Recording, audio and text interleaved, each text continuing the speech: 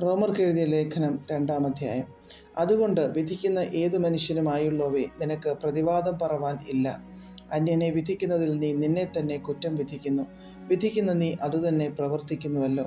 എന്നാൽ ആ വക പ്രവർത്തിക്കുന്നവരുടെ നേരെ ദൈവത്തിൻ്റെ വിധി സത്യാനുസരണമായിരിക്കുന്നു എന്ന് നാം അറിയുന്നു. ആ വക പ്രവർത്തിക്കുന്നവരെ വിധിക്കുകയും അതുതന്നെ പ്രവർത്തിക്കുകയും ചെയ്യുന്ന മനുഷ്യ, നീ ദൈവത്തിൻ്റെ വിധിയിൽ നിന്ന് തെറ്റിയൊഴിയും എന്ന് നനയ്ക്കുന്നുവോ? അല്ല, ദൈവത്തിൻ്റെ ദയ നിന്നെ മാനസാന്തരത്തിലേക്ക് നടത്തുന്നു എന്നറിയാതെ നീ അവൻ്റെ ദയ, ക്ഷമ, ദീർഘക്ഷാന്തി എന്നിവയുടെ ഐശ്വര്യം നിരസിക്കുന്നുവോ? എന്നാൽ നിന്റെ കാഠിന്യത്താലും അനുതാപമില്ലാത്ത ഹൃദയത്താലും നീ ദൈവത്തിൻ്റെ നീതിയുള്ള വിധി വെളിപ്പെടുന്ന കോപദിവസത്തേക്ക് നിനക്ക് തന്നെ കോപം ചരുതിച്ചു വയ്ക്കുന്നു. അവൻ ഓരോരുത്തന് അവനവൻ്റെ പ്രവൃത്തിക്ക് തക്ക പകരം ചെയ്യും. നല്ല പ്രവൃത്തിക്ക് വേണ്ടുന്ന സ്ഥിരത പൂണ്ട് തേജസ്സും മാനവും അക്ഷയതയും അന്വേഷിക്കുന്നവർക്ക് നിത്യജീവനും, ശഠ്യം പൂട്ട് സത്യമനുസരിക്കാതെ അനീതി അനുസരിക്കുന്നവർക്ക് കോപവും ക്രോധവും കൊടുക്കും. തിന്മ പ്രവർത്തിക്കുന്ന ഏത് മനുഷ്യാത്മാവിനും കഷ്ടവും സങ്കടവും ആദ്യം യഹൂദനും പിന്നെ യവനനും വരും. നന്മ പ്രവർത്തിക്കുന്ന ഏവനും മഹത്വവും മാനവും സമാധാനവും ആദ്യം യഹൂദനും പിന്നെ യവനനും ലഭിക്കും. ദൈവത്തിൻ്റെ പക്കൽ മുഖപക്ഷം ഇല്ലല്ലോ. ന്യായപ്രമാണമില്ലാതെ പാപം ചെയ്തവർ ഒക്കെയും ന്യായപ്രമാണം കൂടാതെ നശിച്ചു പോകും. ന്യായപ്രമാണം ഉണ്ടായിട്ട് പാപം ചെയ്തവർ ഒക്കെയും ന്യായപ്രമാണത്താൽ വിധിക്കപ്പെടും.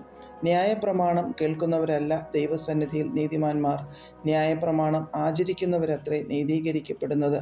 ന്യായപ്രമാണമില്ലാത്ത ജാതികൾ ന്യായപ്രമാണത്തിലുള്ളത് സ്വഭാവത്താൽ ചെയ്യുമ്പോൾ ന്യായപ്രമാണമില്ലാത്ത അവർ തങ്ങൾക്ക് തന്നെ ഒരു ന്യായപ്രമാണമാകുന്നു. അവരുടെ മനസാക്ഷി കൂടെ സാക്ഷ്യം പറഞ്ഞും അവരുടെ വിചാരങ്ങൾ തമ്മിൽ കുറ്റം ചുമത്തുകയോ പ്രതിവാദിക്കുകയോ ചെയ്തും കൊണ്ട് അവർ ന്യായപ്രമാണത്തിൻ്റെ പ്രവൃത്തി തങ്ങളുടെ ഹൃദയത്തിൽ എഴുതിയിരിക്കുന്നതായി കാണിക്കുന്നു. ദൈവം യേശുക്രിസ്തു മുഖാന്തരം മനുഷ്യരുടെ രഹസ്യങ്ങളെ എൻ്റെ സുവിശേഷപ്രകാരം ന്യായം വിധിക്കുന്ന നാളിൽ തന്നെ നീയോ യഹൂദൻ എന്ന പേർ കൊണ്ടും ന്യായപ്രമാണത്തിൽ ആശ്രയിച്ചും ദൈവത്തിൽ പ്രശംസിച്ചും ന്യായപ്രമാണത്തിൽ നിന്ന് പഠിക്കയാൽ അവൻ്റെ ഇഷ്ടം അറിഞ്ഞും ഭേദാഭേദങ്ങൾ വിവേചിച്ചും ജ്ഞാനത്തിൻ്റെയും സത്യത്തിൻ്റെയും സ്വരൂപം ന്യായപ്രമാണത്തിൽ നിന്ന് നിനക്ക് ലഭിച്ചതുകൊണ്ട് നീ കുരുടർക്ക് വഴി കാട്ടുന്നവൻ, ഇരുട്ടിലുള്ളവർക്ക് വെളിച്ചം, മൂഢരെ പഠിപ്പിക്കുന്നവൻ, ശിശുക്കൾക്ക് ഉപദേഷ്ടാവ് എന്ന് ഉറച്ചുമിരിക്കുന്നെങ്കിൽ, ഹേ അന്യനെ ഉപദേശിക്കുന്നവനെ, നീ നിന്നെ തന്നെ ഉപദേശിക്കാത്തത് എന്ത്? മോഷ്ടിക്കരുത് എന്ന് പ്രസംഗിക്കുന്ന നീ മോഷ്ടിക്കുന്നുവോ? വ്യഭിചാരം ചെയ്യരുത് എന്ന് പറയുന്ന നീ വ്യഭിചാരം ചെയ്യുന്നുവോ? വിഗ്രഹങ്ങളെ വെറുക്കുന്ന നീ ക്ഷേത്രം കവർച്ച ചെയ്യുന്നുവോ? ന്യായപ്രമാണത്തിൽ പ്രശംസിക്കുന്ന നീ ന്യായപ്രമാണ ലംഘനത്താൽ ദൈവത്തെ അപമാനിക്കുന്നുവോ? നിങ്ങൾ നിമിത്തം ദൈവത്തിൻ്റെ നാമം ജാതികളുടെ ഇടയിൽ ദുഷിക്കപ്പെടുന്നു എന്ന് എഴുതിയിരിക്കുന്നുവല്ലോ. നീ ന്യായപ്രമാണം ആചരിച്ചാൽ പരിച്ഛേദന പ്രയോജനമുള്ളത് സത്യം. ന്യായപ്രമാണ ലംഘിയായാലോ നിന്റെ പരിച്ഛേദന അഗ്രചർമ്മമായി തീരുന്നു. അഗ്രചർമ്മി ന്യായപ്രമാണത്തിൻ്റെ നിയമങ്ങളെ പ്രമാണിച്ചാൽ അവൻ്റെ അഗ്രചർമ്മം പരിച്ഛേദന എന്ന് എണ്ണുകയില്ലയോ?